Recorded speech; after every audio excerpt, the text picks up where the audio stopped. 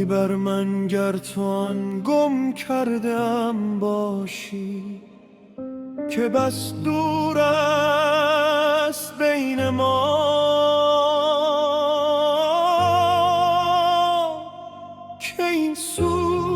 که این سو پیر مردی با سپیدی های مو و هزاران بار مردن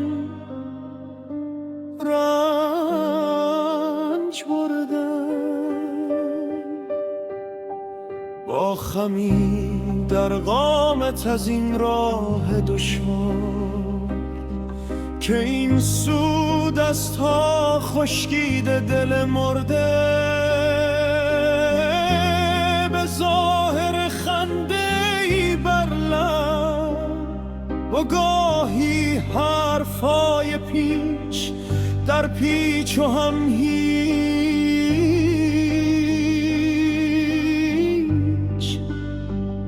و گهگاهی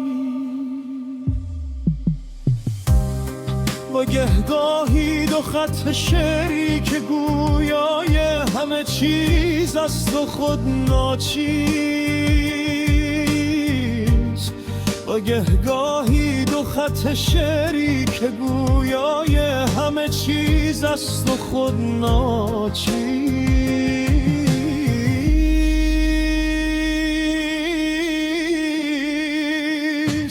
وای بر من گر تو آن گم کردم باشی، گم کردم باشی. وای بر من گر تو آن گم کردم باشی که بس دور است بین ما. وای بر من گر تو آن گم کردم باشی که بس دور است بین ما. و آن سو که آن سو نازنینی غنچه شادان و صدها آرزو بر دلی گهواره عشقی که چندی بیش نیست. شاید دست بازی چه بودن سخت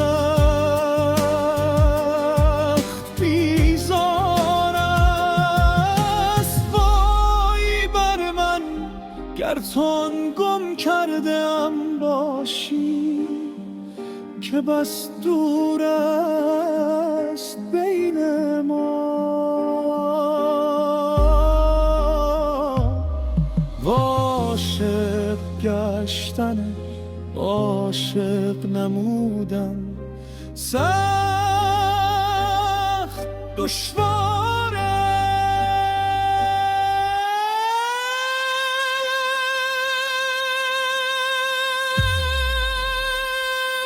وای بر من گر تو آن گم کردم باشی، گم کردم باشی. وای بر من گر تو آن گم کردم باشی که بس دور است بین ما.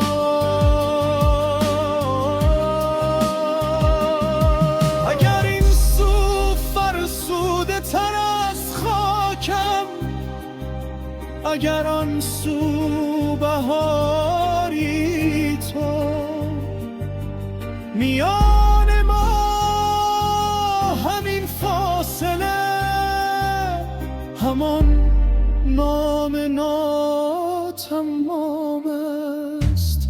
وای بر من گر تو آن گم کردم باشی، گم کردم